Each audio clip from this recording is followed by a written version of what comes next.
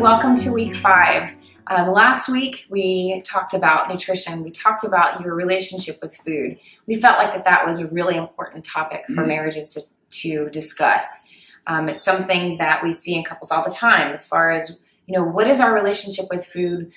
Do we eat when we are anxious? Do we eat when there's conflict? And so we find that that's a surface level issue that a lot of couples deal with that's really rooted in some deep stuff. So we hope that you really touched on that, communicated, and were honest and vulnerable with your spouse. Okay, so it may seem weird that with a marriage curriculum, we're actually not touching on marriage right now. We're touching on some external things that you have in your life that affect this relationship. The thing you're hearing around there is our children, which act like elephants. So this week we're going to be talking about self-medicating, all right? So last week was a pickup. Pick up nutrition into your life, pay attention to it, and begin to gauge it and understand it. Don't be so obsessed with it that it takes over your whole entire life, but don't completely ignore it so that it takes over your whole entire life.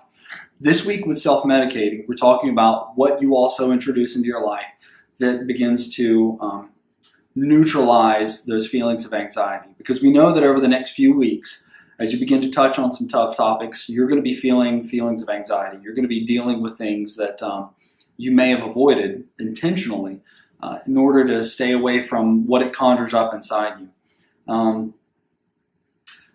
Self-medicating doesn't always have to be done with drugs. It doesn't always have to be done with alcohol. Self-medicating can happen with continued movie watching. It can be with the way that you continually ingest media, whether it's through Facebook, Twitter, the computer, any of that. Self-medicating can also be overworking out. Self-medicating can be anything that you do in order to avoid doing the internal work that you need to do. And what we're talking about is finding balance in life. Find a way that you're addressing the things that are happening inside you and not continually running from them and not avoiding them all the time. This one you're going to actually have to ask your spouse to speak some truth into your life and to possibly hear some hard truths. Not just your spouse, but maybe invite in a best friend, somebody that knows you, that not only knows what it is that you do, but knows what it is you struggle with, and ask them to give you some hard truths about what they see, and not take it personally, but understand that those people have your best interest at heart, and they want to see you succeed and be effective in life, okay? So make that invitation, listen with openness in your heart and honesty in your mind, and be vulnerable to what the truth is, okay? So this week, lean in, don't self-medicate as we described throughout the curriculum this week, and see where it is that you're at, and begin to understand that you've got to put that down in order to pick up real vulnerability.